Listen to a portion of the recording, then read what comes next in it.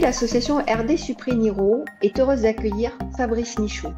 Lors de cet entretien, vous aurez l'occasion de découvrir l'expertise de notre invité en matière de profils surdoués, notamment en ce qui concerne les personnes à haut potentiel intellectuel, les HPI, les personnes à très haut potentiel intellectuel, THPI, les individus à haut potentiel intellectuel associés aux troubles de l'autisme, ainsi que la douance au féminin. Fort de 25 années d'expérience en tant que coach et superviseur, Fabrice Michaud est reconnu par de grandes entreprises françaises, tant du secteur privé que public. Il intervient également à l'échelle internationale en donnant des conférences.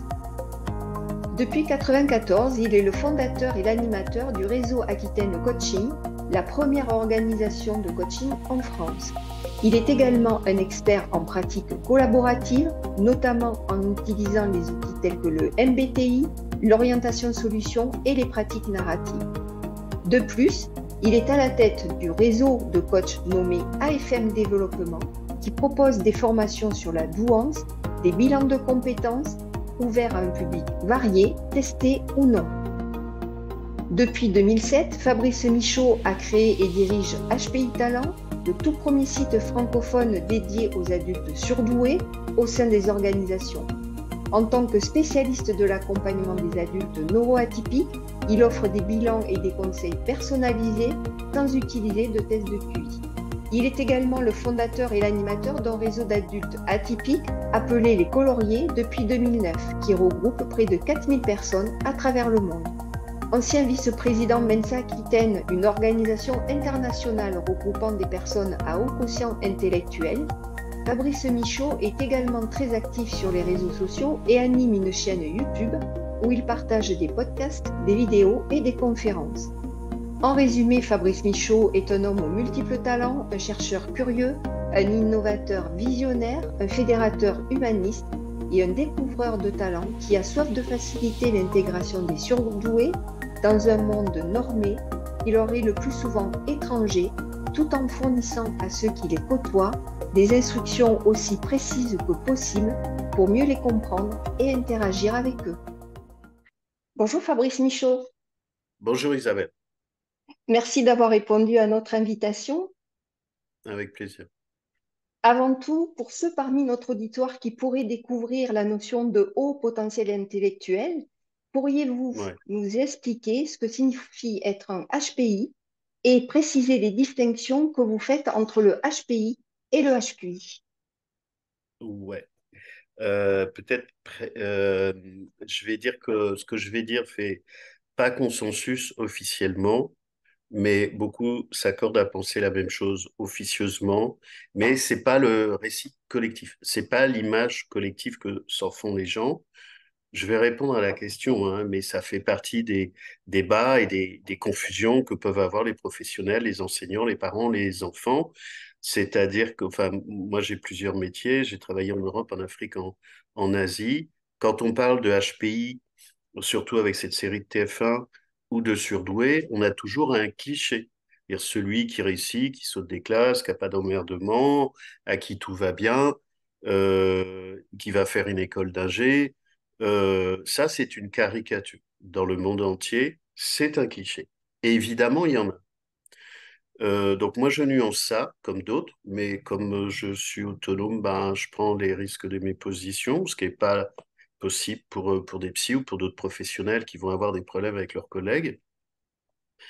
Donc j'en arrive à la conclusion, comme d'autres dans d'autres pays. On a un seul outil qui est le test de QI, qui est quand même attaqué un peu partout dans le monde, mais c'est le seul truc qu'on a. Sauf qu'il est insatisfaisant, mais c'est le seul qu'on a. Euh, donc, pour répondre plus clairement à ça, parce que là, j'essaie d'y mettre des nuances, le test et certaines personnes, et je ne partage pas ça, disent, on passe le test, on a 130, on est surdoué, on n'a pas 130, on n'est pas surdoué. Sauf qu'il ne se passe rien à 131 et il ne se passe rien à 129. Hein. Il y a pas, on ne passe pas à Mac 2. Le problème du test, c'est qu'il y a plein de raisons pour pas avoir 130. de trauma, de difficultés, de divorce, d'avoir des traits autistiques, donc de l'autisme, du TDA, du trouble de déficit d'attention, de la dyslexie, euh, le fait d'être étranger. Pour les femmes, et peu le savent, bah, le fait d'être au syndrome prémenstruel, hein, parce que ça fout un peu le bazar, tous ces trucs-là invisibles vont perturber la passation du test. D'être en examen, enfin, il y a plein de raisons. Si on reste sur le récit officiel du test. Euh, donc, si je reviens sur les tests, donc officiellement, quelqu'un qui a 130 et plus est HQI.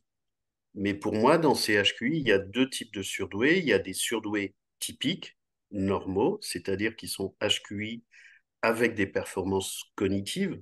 I, c'est intellectuel et pas intelligence. Ils ont des performances cognitives pour les neurotypiques. Ils reviennent à la maison, ils sont normaux, avec une performance cognitive particulière qu'on va voir plus souvent au travail.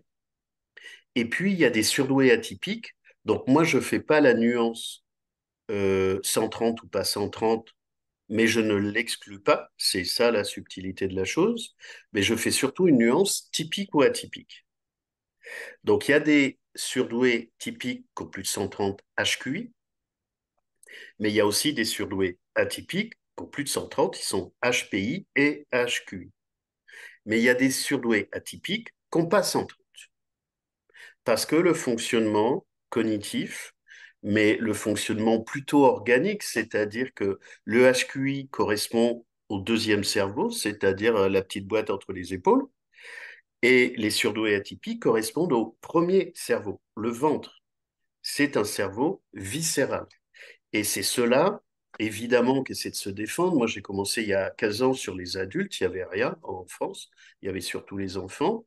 Et les surdoués atypiques, ce sont ceux-là qui se défendent, qui montent des sites, qui ont le décalage, qui ont des problèmes à l'école, pas les premiers, qui ont des problèmes d'apprentissage, de décalage, pas forcément du fait d'eux, mais aussi du fait du système scolaire, qui peuvent avoir des problèmes dans l'entreprise.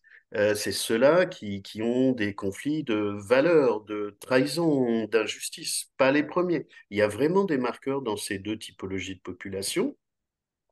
Le problème qui se pose, c'est que le test du QI dans le monde a été fait depuis un siècle, un peu plus, par des neurotypiques pour des neurotypiques avec un outil neurotypique pour détecter des gens neurotypiques de conformité politique et sociale, c'est-à-dire l'entreprise et l'école. Donc le test, il permet d'anticiper des aptitudes scolaires. Le test, il est scolaire, donc neurotypique. Donc, il pose problème pour les atypiques dont personne ne s'est vraiment intéressé. Moi, les seules études que je trouve utiles, intéressantes, j'en ai des dizaines de milliers depuis 15 ans hein, d'atypiques, c'est aux États-Unis, pas en Europe que je les trouve. En Europe, ce qu'on va trouver, ce sont des études sur le QI neurotypique ou pour les personnes neuroatypiques qui ont un QI à plus de 130. Mais ils ne s'intéressent pas aux gens, ils s'intéressent aux tests et au QI. C'est clair ce que je dis? Oui, c'est très clair. Et du coup, une question, je vous pose la question, c'est cette population HPI, est-ce que ce serait une population invisible? C'est-à-dire que hors manifestation individuelle de la personne elle-même qui suppose que elle a peut-être des recherches à faire sur son potentiel, est-ce que de l'extérieur, quelqu'un peut déterminer le haut potentiel d'une personne? Alors que, si je vous comprends, le HQI, ce sont des normes qui sont caractérisées par des bons résultats scolaires, une belle performance professionnelle. Ouais. Alors, je fais juste une parenthèse sur ce que vous venez de dire, c'est qu'il y a toute une partie de population HQI, mais qui n'a pas la promesse. Et celle-ci a des problèmes. C'est-à-dire de gens qui ont 130 et qui sont en échec social. Ceux-là sont en difficulté, mais ils vont pas réagir comme un atypique, ils vont réagir comme un typique. Et cette population est en difficulté. J'y mets des nuances, hein, parce qu'il y a énormément de confusion, y compris par des professionnels. Maintenant, je réponds à la question sur l'invisibilité. Alors, il y a de l'invisibilité parce que c'est le but quand on se fait emmerder, castagner, y compris dès l'école, y compris avec la maladresse, hein, c'est-à-dire qu'on peut tous être maladroits, HPI ou pas HPI, parce qu'avec les enseignants qui sont maltraités par le système scolaire. Donc, vous vous planquez. Évidemment, les femmes vont être encore plus planquées que les hommes parce qu'on teste, moi quand j'ai commencé il y a 15 ans, on testait un garçon pour 3 filles. Aujourd'hui, on est à un garçon pour 2 filles. Et puis on va arriver à la parité parce que les garçons, ils peuvent foutre le bordel, ils font de bruit, donc on va les tester. Et comme les filles, elles sont planquées, donc on va pas les voir, on va pas les tester. Si les garçons, ils foutent le bordel, on va les tester avec une position totalement différente. Si les filles, elles sont planquées, eh ben, elles vont considérer qu'elles sont en dépression, que c'est les hormones, et vous voyez, tout ce bordel. C'est pas juste. Mais c'est ça, c'est tous les implicites quand même qui se jouent. Donc la forme d'invisibilité, on va la voir, et elle est en train de bouger aujourd'hui parce que les HPI atypiques reprennent le pouvoir parce que globalement, il faut se débrouiller tout seul, hein, je suis concerné évidemment. Faut se débrouiller tout seul parce qu'il ne faut pas compter vraiment sur le monde ordinaire qui ne s'intéresse qu'à lui ou des professionnels pro-HQI qui ne s'intéressent qu'au HQI, où les surdoués sont des prétextes. Surdoués atypiques, hein, j'entends. Pour un certain nombre, il y en a qui font un remarquable travail attentionné, méticuleux. Par ailleurs, hein, je veux pas être binaire, mais quand même, il y a du massacre hein, qui se fait. Ou de la maladresse, mais cette maladresse qui peut être du massacre quand on s'adresse à des gens, c'est pas des boîtes de conserve. Donc il y a une forme d'invisibilité qui est en train de bouger depuis 8 ans. 8 ans, je mets 8 ans, c'était le congrès de la Douance qui a quand même beaucoup développé ça avec Nathalie Astin. Moi, j'interviens depuis le début et Nathalie, je la connaissais avant, que plein de choses se sont développées depuis 8 ans et alléluia, tant mieux. Alors, il y a un peu un gros bazar parce qu'on des gens parlent de Barnum, mais en fait, c'est ceux qui en parlent qui produisent du Barnum, en fait. Euh, Est-ce que c'est à la mode? Bah, c'est pas que c'est à la mode, c'est qu'on a juste 40 ans de retard. Donc, on est en train de récupérer un retard. Donc, entre la méconnaissance, la bêtise, la jalousie, la méchanceté, ça produit tout ça. Je parle pour la France. Je vous donne 3 exemples. Élodie Crépel, avec laquelle je prépare un bouquin. Élodie, elle sort 4 bouquins par an sur la douance. On prépare un bouquin pour le début de l'année prochaine. Élodie, elle est en Écosse. En Écosse, ces gamins, elle a dû aller à l'hôpital. À l'hôpital, on lui a demandé si elle avait de l'autisme ou de la douance. À l'hôpital, aux urgences. Une autre personne avec laquelle j'ai travaillé, qui est en Suède.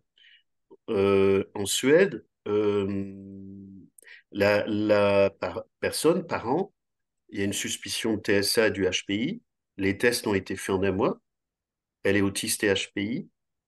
Elle prévient l'école, même pas de réunion. Le directeur de l'école lui envoie un mail en disant, voilà, on a tous nos protocoles HPI-TSA, vous cochez les cases, vous nous dites de quoi vous avez besoin, on met ça en route.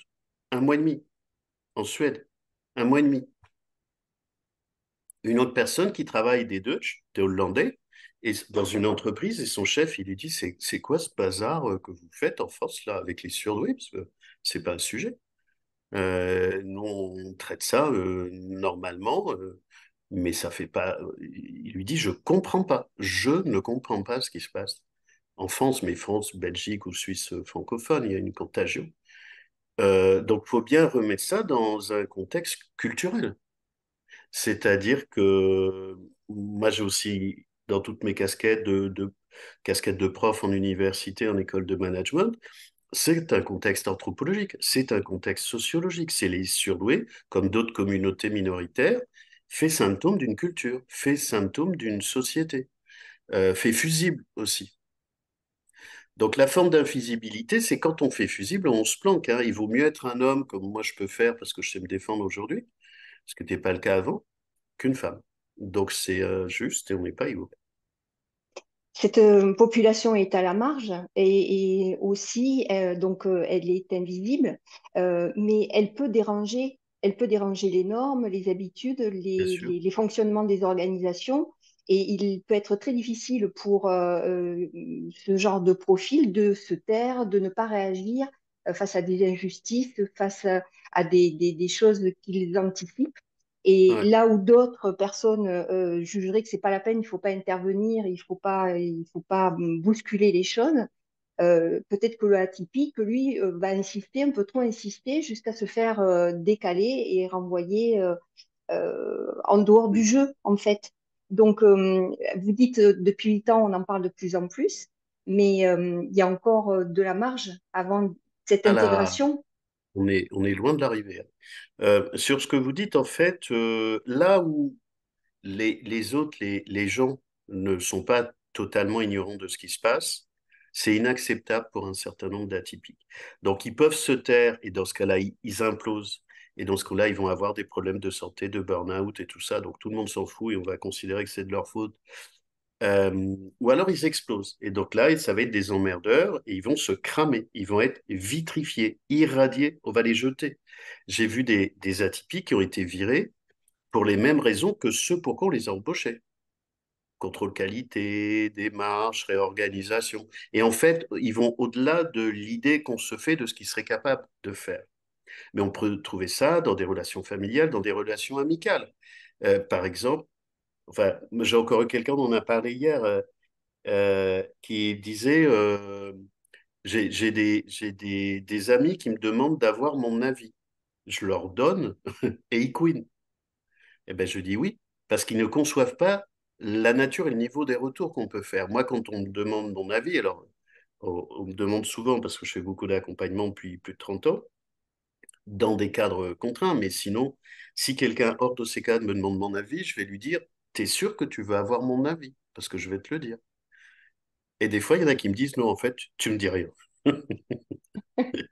C'est-à-dire que les gens, s'ils ne nous connaissent pas, ils ne mesurent pas à quel point on va les scanner, on va les passer à l'IRM, on va voir ce qu'ils mettent sous le tapis, on va voir s'ils sont dissonants, et on va possiblement leur dire des choses qu'ils ne pensaient pas, un, qu'on puisse voir, et deux, qu'on puisse dire. Mais vous êtes d'accord avec moi, Fabrice, pour peut dire que c'est particulièrement envahissant, cette disposition justement à scanner, à percevoir. Et du coup, ça peut ressortir dans les amitiés. Moi, j'ai C'est sûr. entendu une amie qui m'a dit clairement, Isabelle, mais c'est insupportable de se sentir scanné en permanence. Et voilà pourquoi, effectivement, les relations peuvent s'étioler et les fils se détendent entre les personnes. Parce qu'il y a une espèce d'effet miroir qui, tant que la personne n'est pas très en forme, a besoin de soutien, d'être coachée, eh ben, elle se perfuse un petit peu à l'énergie, Hein. voilà. Et dès que ça va mieux, ben, du coup, ça devient pesant parce que ça Elle se renvoie barre. Ah non, non, oui, c'est un piège, elle se barre. voilà. En fait, tant que les gens ne savent pas qu'on les scanne, Mm, ça va. Tant qu'on les aide, en fait, on les met en dette. Dolto a demandé un dessin aux enfants. Et quand on fait ça, il faut vraiment gérer la contrepartie. C'est pour ça que pour les professionnels, il faut un cadre, il faut se faire payer, il faut une contrepartie pour mettre l'autre en paix, ce que faisait Dolto. Sinon, les gens ne peuvent tellement pas rendre le retour qu'ils se cassent. mm. Ce qui crée des problèmes dans des relations de couple. Si les couples sont mal agencés, ce qui peut être fréquent, c'est-à-dire que si on arrive comme sauveur, ça vaut pour tout le monde, ça va merder. On part dans le triangle dramatique, sauveur, bourreau, victime. On va sauver des gens, et une fois que les gens vont mieux, ils se cassent. Et éventuellement, ils nous font payer s'ils ne peuvent pas gérer une contrepartie. Mais vous êtes d'accord, Fabrice, peut-être avec moi, pour dire que ça marche tant que le HPI est informé de son fonctionnement. Parce qu'on peut Oui. vivre 50 ans en se disant qu'on est juste un casse-pied et que voilà, on attire l'œil sur des choses que les autres n'ont pas envie de voir et sans savoir en fait que ça participe à un fonctionnement interne. Voilà. Et évidemment, les choses vont mieux après quand on sait, mais comment on fait quand on ne sait pas qu'on est HPI? Puisqu'il n'y a pas de petite Alors, pilote. si, il y a une petite loupiote. C'est une de mes interventions au congrès cette année, là, en 2023. Pourquoi c'est fondamental de le savoir? Je parle pour les atypiques. C'est différent pour les typiques. Un typique, pour un certain nombre, une fois qu'il a son 130, ça lui suffit. Un atypique, ça lui suffit pas. Il va changer des choses. Il va reprendre confiance en lui.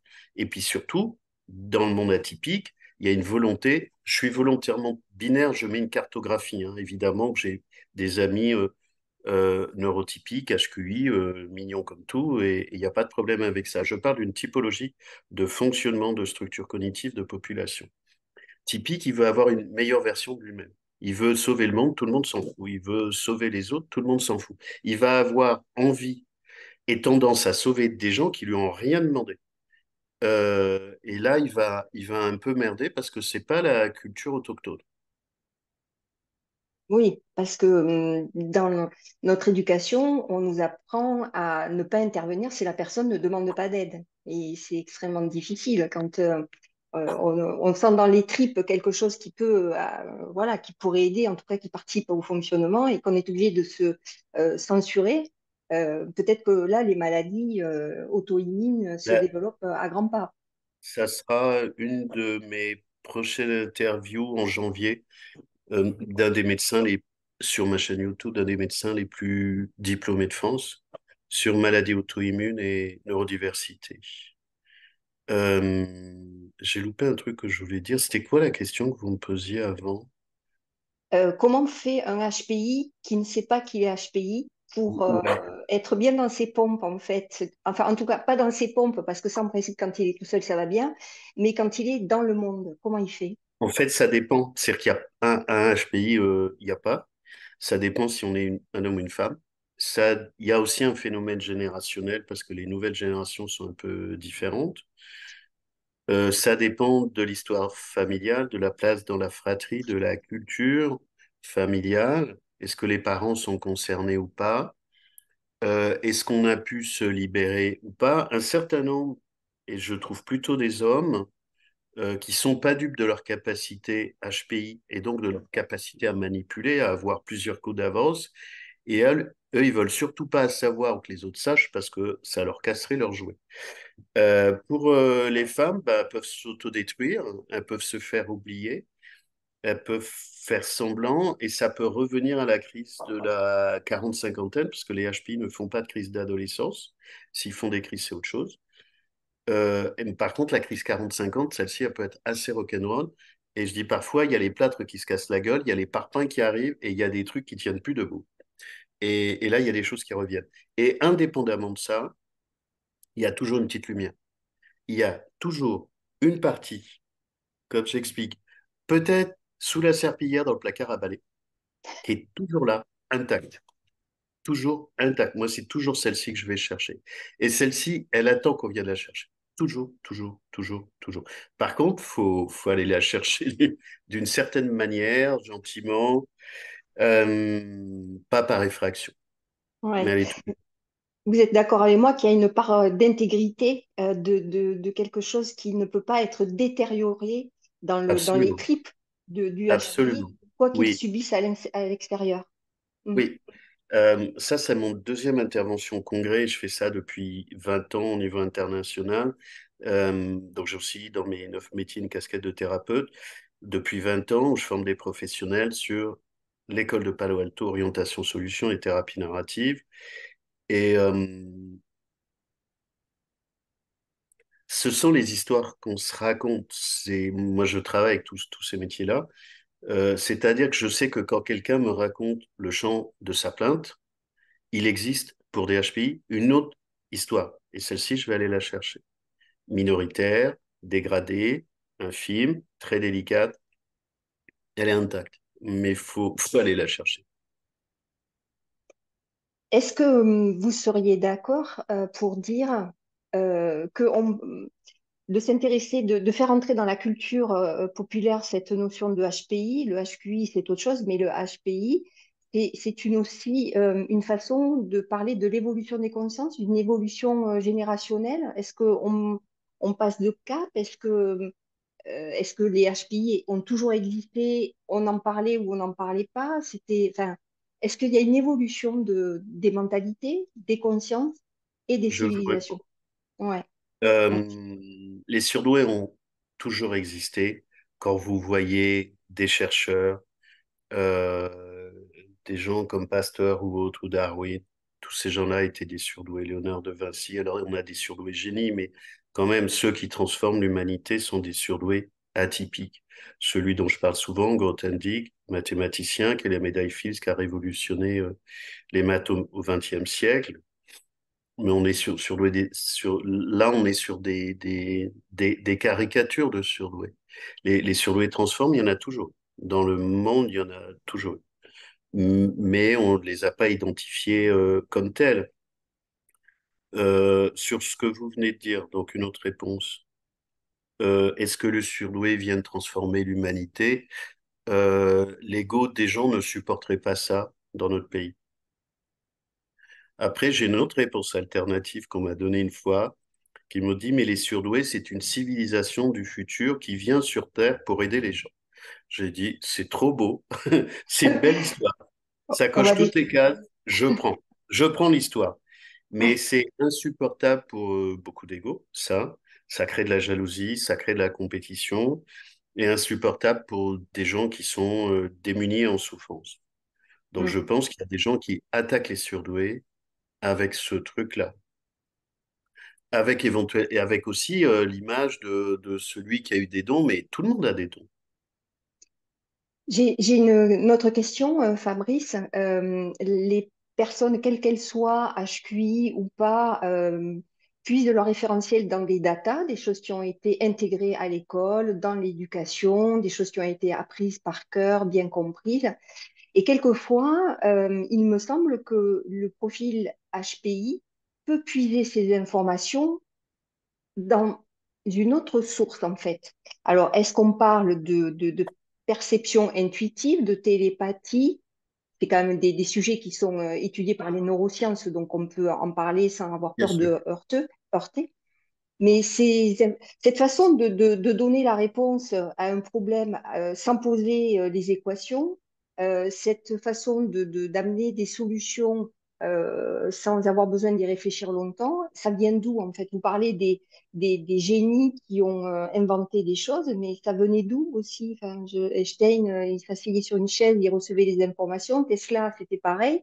Ça vient d'où en fait? Non, je vous réponds. Effectivement, sur ce que vous dites, c'est-à-dire la conformité scolaire, bouffer de la data et bouffer des cours et s'en satisfaire, là, on est plutôt dans le monde neurotypique scolaire. Les HPI, d'abord, n'y croient pas. Beaucoup sont en difficulté avec les enseignants dans les écoles, à l'université, parce qu'ils vont scanner les enseignants, ils vont scanner les programmes, ils vont voir les incohérences, ils vont voir les congruences, et ils vont aller chercher l'info qui les intéresse. Je réponds de plusieurs manières à votre question. Et en fait, quand ils s'intéressent à un truc, ils peuvent y passer 20 heures par jour. Ils vont être experts en quelques jours, quelques semaines, quelques mois. Là où il y en a qui ont peut-être fait 5 ans d'université, mais qui l'ont fait en mode scolaire. Là, ils le font en mode turbo, aspirateur. Ça rend fou les autres. Après, vous parlez d'une autre dimension. Je sollicite Philippe Guillemant, le physicien, qui parle de ça. Physicien, ingénieur et informaticien, qui Oui. parle de ça en parlant de la mécanique quantique, de multivers et d'autres dimensions. Moi, je travaille avec ces dimensions-là, qui sont tout à fait présentables au niveau scientifique, mais je n'ai pas une compétence de physicien. Euh, C'est-à-dire que toute l'information existe quelque part. Ce que dit Philippe Guillemot, et je suis d'accord, et d'autres, il y a Amrine aussi, qui est aux États-Unis, je crois, qui vient d'arriver en Mm. Suisse. Sheldrake aussi, enfin, c'est pas, Oui. Philippe Guillemin n'est pas le seul. Ah non, non, mais il y en Bien a sûr. d'autres, hein. Oui, bien sûr. Ouais. Euh, mais lui, on va être dans la même maison d'édition. Après, il faut les toper, ces gens-là. C'est-à-dire chez Très Daniel. Il a Oui, fait un bouquin sur la physique de la conscience. oui. C'est-à-dire que si on va sur la mécanique quantique, le multivers, l'espace n'existe pas, le temps n'existe pas, tout coexiste. Et donc, toute information du futur existe déjà dans le présent, puisque le présent n'existe, enfin, le présent est permanent. Donc, selon les dispositions dans lesquelles on se met, on accède à de l'information. Après, il faut la traiter quand même. Grothendieck, il a écrit un bouquin qui fait à peu près 1000 pages, hein, qu'on trouve en PDF parce il a fait ça pour informer les gens. Il est mort en 2014 vers Saint-Giron en Ariège. Il s'est fait disparaître et il explique Et il se pose la question, comment lui, il arrive à se poser des questions que les autres ne sont pas posées. C'est-à-dire qu'il va dans d'autres dimensions. Bon, avec son cerveau de mathématicien, ou Grégory Perelman, qui a trouvé la conjoncture de Poincaré, qui a refusé 1 million de dollars, et qui est reparti dans son HLM en disant, je veux plus bosser avec ces gens-là et plus faire des mathématiques. Il y a un moment donné, il y a quelque chose qui est plus compatible parce que ça crée des jalousies de leurs collègues, ça crée de la suspicion, ça crée de la prédation, ça met les gens en tremblement. La Euh, question, pardon Fabrice, non, excusez-moi, non, je vous ai allez-y. coupé. La question que soulève Philippe Guillemont, c'est la conscience en fait. Où est-ce qu'elle est localisée? Est-ce que c'est à l'intérieur du cerveau? Est-ce que c'est à Mais pas du tout. l'extérieur? Comment on peut rentrer en contact avec elle? Alors après, il y a des chercheurs également, puisque moi je m'intéresse beaucoup, et l'association Supréniro fait de ça un axe de réflexion justement sur les expériences de mort imminente avec de plus en plus de témoignages rapportés d'expérienceurs qui continuent à avoir des émotions et des souvenirs de périodes, de moments où leur cerveau était totalement mort, en fait, inactif. Et donc, il y a la communication facilitée aussi avec les personnes dans le coma, où on arrive à communiquer avec elles alors qu'elles ne sont pas en état de communiquer. Donc, ça pose question, cette conscience, effectivement. Et donc, les HPI, me semble-t-il, pour revenir à ce profil-là, me donne l'impression, de ce que j'entends, de pouvoir recevoir des informations qui émanent pas forcément de leur intériorité, mais qui peuvent, Alors, il n'y a pas que les HPI, je pense qu'il y a des non-HPI qui ont oui, ça, mais les HPI ont des prédispositions, il y a une surreprésentation. Pour moi, la conscience, ça n'a rien à voir avec le cerveau, hein. Le cerveau, c'est un petit moteur, on peut toujours le scanner le cerveau, pas la conscience. On fera éventuellement une autopsie, mais ça ne remet pas les gens en vie. Même pas l'intelligence, pour moi, c'est pas dans le cerveau. Le cerveau, c'est de la performance cognitive. Si je fais l'analogie avec une voiture, c'est la cylindrée du moteur. L'intelligence, c'est pas le moteur, c'est le chauffeur et c'est la manière dont on s'en sert du moteur. Ça, c'est de l'intelligence. Et le QI, tout le monde en a un. Donc tout le monde peut être intelligent avec son moteur. L'intelligence, c'est la manière dont on se sert du moteur, pas le moteur. Vous avez des gens qui ont des grosses cylindrées qui sont très cons quand même, hein, c'est pas ce qui manque. Mais ils sont performants cognitivement. Mais vraiment, ils sont bêtes à bouffer du foin. Mais ils sont performants cognitivement. Vous voyez, là, il y a pas de quoi se mettre en compétition. Tout le monde peut être intelligent là où il est avec son QI, ça n'a rien à voir. C'est la performance cognitive. Et évidemment que c'est utile, hein. Je ne jette pas ça à la poubelle, ça nous permet de structurer la pensée. Après, sur ce que vous dites, ces informations, elles sont sur une autre dimension. Et les surdoués, ce que j'explique, ou peut-être un peu plus les THPI ou TTHPI, j'en ai plusieurs au-dessus de 145, hein, jusqu'à plus de 200 tests américains, euh, c'est un cerveau cognitif. Tout le corps est un cerveau. C'est-à-dire on capte par le corps, par les cellules, par le ventre, par les émotions, par des intuitions, par des visions, par tout ça. Et plus on accepte ça et qu'on sans devenir barjot, hein, il ne s'agit pas de ça, et partir dans des vagues étranges, tout ça peut être démontré scientifiquement. euh, de ce que vous décrivez, ces réactions physiologiques peuvent provoquer de la douleur. D'accord. Comment on vit dans un monde qui provoque de la douleur par toutes les pores de sa peau, chaque fois qu'il y a une interaction avec l'extérieur? Comment faire pour garder ce sens de la vie et rester présent? Alors, Parce il y a que plusieurs réponses. Effectivement, les HPI sont beaucoup plus poreux et hypersensibles. Alors, je vais encore donner une image qui pourrait paraître maltraitante, mais c'est bien, c'est pédagogique, sinon c'est très maltraitant. Le monde ordinaire est beaucoup plus étanche et s'arrête à de la superficialité. Ça le protège. Le monde HPI, ça descend au cœur de la cellule. Vous avez un bouquin qui explique ça très bien sur le fonctionnement neurotypique. C'est le livre de Carlos Tinoco et de Philippe et Sandrine, euh, Les surdoués pensaient l'écart. Il y a vraiment un décalage. On voit bien que le monde gère sa superficialité, son récit collectif, son identité individuelle rentrée, c'est la matrix, hein. Ils sont dans la matrice, ça les protège. Et je comprends, il ne faut juste pas perturber la matrice. Les atypiques ne peuvent pas s'accommoder de la matrice. Donc, ça les rend vulnérables et ça les rend pas étanches du tout, plus les femmes que les hommes. Comment on fait? Ben, il y en a qui arrivent à se durcir, il y en a qui mettent des parois, il y en a qui vont essayer de trouver un projet métaphorique, aller dans la nature, trouver un environnement, y compris humain, pour eux, virer les toxiques quand on peut, environnement humain, environnement de nature, là où on travaille, et c'est pas toujours possible, mais ça parle de ça, et trouver des réseaux de médecins, de soins, de naturopathes, de médecine naturelle appropriée, puisque l'ingénierie n'est pas la même, c'est pas la même machine. Oui. D'ailleurs, quand on demande à un HPI de faire de la méditation, ça peut vite devenir compliqué. J'ai une autre question, Fabrice. Est-ce que, puisque les HPI ont des caractéristiques, ils sont tous différents, mais ont des caractéristiques similaires, est-ce que les HPI s'entendent entre eux? C'est difficile pour eux de s'intégrer dans le monde atypique, mais entre eux, est-ce que ils arrivent avec cette surpuissance, en fait, ce scanner, est-ce qu'ils ne sont pas dérangeants les uns avec les autres? Ça dépend, ça peut. C'est-à-dire qu'une hypersensibilité, c'est comme rapprocher de centrales nucléaires, hein, ça peut péter. Ça vaut dans les couples.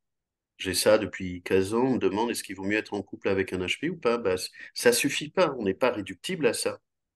En fonction de l'éducation, de ce qui s'est passé avec les parents, des éléments transactionnels, bah, on est comme tout le monde, hein. On arrive avec les bagages. Et donc ça peut être très complémentaire. On peut se faire tellement miroir que ça pète. Donc, dans des organisations, parce que mes autres métiers, c'est aussi d'accompagner des comités de direction et des organisations en France à l'étranger, bah, c'est mieux qu'il n'y ait pas que des HP, puis c'est chiant, quoi, ça prend de l'énergie. Donc, d'être sur plusieurs générations, parce que faut prendre la charge. Et que HPI, ça peut mettre le feu, ça dépend. Ça dépend de la maturité, ça dépend s'ils le savent, ça dépend s'ils ont bien réglé leurs histoires. Mais moi, je ne suis pas fait pour faire une réserve d'Indiens de HPI, même si j'ai créé un réseau international, parce que improbable, hein, bénévole et gratuit dans le monde entier. Il y a plus de 4000 personnes, plus de 40 groupes. Là, il y a encore un nouveau groupe au Maroc, à Séoul, à Séoul. Bah voilà, c'est de la magie. Tout ça est gratuit. Et tout se fait par résonance magnétique, par cooptation. Moi, je veux que des gentils. Merci beaucoup, Fabrice. Évidemment, toutes les références que vous avez citées, le livre de Tinoco et vos sites, je vais les mettre en évidence. Notre Est-ce qu'on parle aussi des filles et là de la vidéo qui sort? Oui, absolument, Fabrice. Je vous laisse en parler et la présenter. C'est très important, bien sûr.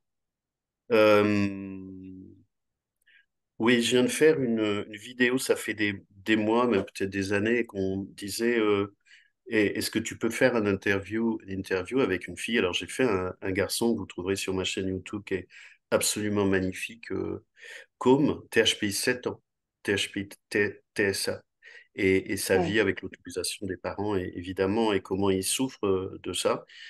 Et là, j'ai une jeune fille, Esther, qui parlait plus à ses parents et qui s'est remise à parler parce qu'elle a entendu la vidéo de Com et elle s'est dit, ah enfin, quelqu'un qui me connaît, quelqu'un qui parle comme moi. Et je la voulais comme elle est là, c'est une bombe. Elle a encore toutes les cicatrices, elle explose encore. Et on a trois épisodes qui démarrent ce dimanche prochain, début octobre, euh, sur, euh, Alors elle n'a pas fait de tentative de suicide, mais beaucoup d'adolescentes HPI font des tentatives de suicide et les réussissent pour les mêmes raisons que ce que vit Esther, parce qu'elle ne voit pas d'issue. Beaucoup font des scarifications, ce qu'a fait Esther, et à la fin, il y a sa maman qui vient intervenir sur ce que vivent les mamans. La scarification, pourquoi c'était utile pour elle de voir son sang, de rester en vie. Majorité de femmes HPI font ça. Scarification, tentative de suicide, harcèlement, c'est d'actualité. Elle a mis un an pour nommer ce qu'elle vivait de harcèlement. Ça, c'est du monde invisible des HPI, des jeunes filles à l'adolescence qui explosent en direction des parents et elles savent pas faire autrement. Donc ça, moi, j'en parle dans mes conférences et je lui dis, mais explique ça parce que tu vas être plus légitime que moi. Pourquoi tu flingues tes parents? Elle me dit, je peux pas faire autrement. Je lui dis, je sais que tu peux pas faire autrement, mais on va aller plus loin pour que les autres filles comprennent, que les parents comprennent que les filles peuvent pas faire autrement parce qu'elles ont le feu, qu'elles veulent que les parents tiennent la charge, tiennent le choc, continuent à les aimer avec tous ces éléments de régulation. Mais là, il y a de la chance que sa maman, Gwenaëlle, elle connaisse le sujet, elle est concernée, elle a fait un travail. Mais s'il n'y a pas ça, ah bah, ça peut être un suicide, hein. Et il y en a régulièrement, bien sûr. Il n'y a plus d'issue. Plus d'issue parce que plus personne ne les comprend, plus personne ne les écoute. C'est pour ça, moi, je fais tout mon travail de vulgarisation gratuit. Alors après, j'ai toutes mes formations, mais pour ça, pour aider les parents et pour aider les enfants, et ça a été notre projet. Et la scarification peut être une alternative et le rapport au sang, enfin, c'est improbable. Cette fille est extraordinaire. Je suis très fier d'elle. Je mettrai le lien, bien sûr, dans la description et je tiens à préciser que j'ai regardé la vidéo de com que j'ai trouvée très touchante et effectivement, ça pourrait être un début de solution de multiplier ce genre de témoignages pour que les Oui, personnes qui ne sont pas détectées puissent se reconnaître et oser demander de l'aide ou oser dire, moi, voilà, si on en parlait simplement, plutôt que de se recroqueviller sur eux. non, non, faut en parler. J'ai eu énormément de retours. Alors, il y a ceux qui sont sur la chaîne et j'ai eu beaucoup, beaucoup, beaucoup de mails de parents et de jeunes à la suite de la vidéo de Com. Donc, je Mm. doute pas qu'il en sera autant pour Esther, qui m'ont dit, mais moi, j'ai fait ça quand j'étais jeune. J'avais personne pour m'entendre, pour m'écouter. Et je pensais que j'étais seul à vivre ça, mais pas du tout. Mais pas du tout. Ça va avec l'invisibilité dont on parlait tout à Ouais. l'heure, hein. Il faut se rappeler, je crois que comme à 7 ans, c'est ça? Ouais, c'est temps. Il- Voilà, il a une façon de parler d'une intelligence et d'une finesse Et qui est exceptionnel. très touchante et j'encourage vivement nos auditeurs de cette vidéo à aller sur votre chaîne YouTube pour lire cette vidéo-là. Et la vidéo donc de la jeune fille, sa maman, c'est Déborah, vous avez dit, et son prénom, Non, la jeune fille, c'est Esther.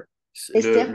Le nom pour cette interview, c'est Esther, 16 ans, la vie cachée des adolescentes Ouais, HPI.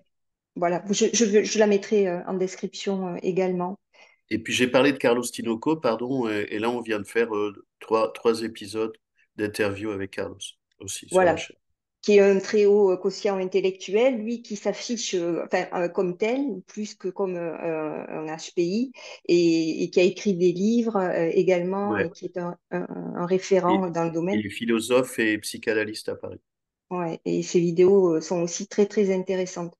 Fabrice, je crois que vous avez un agenda très serré et je vous tiens à Ouais. vous remercier vraiment de nous avoir consacré quelques minutes. En tout cas, c'était très intéressant. Merci beaucoup de soutenir de cette façon notre association Ça, qui il œuvre faut, hein. pour le Il y a développement d'une... tellement de travail, c'est super important.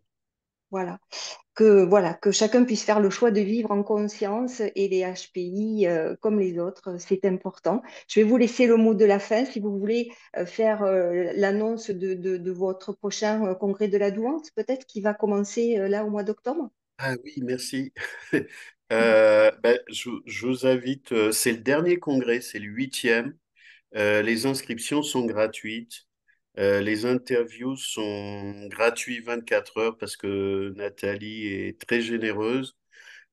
Si vous voulez l'aider vraiment, achetez des packs. Vous pouvez acheter le pack de cette année, mais surtout, euh, mais elle a fait des promos, le pack de l'ensemble du congrès, c'est absolument magnifique. Alors, il y a peut-être des choses qui vous conviendront pas, c'est comme un self, mais c'est vraiment pluriel.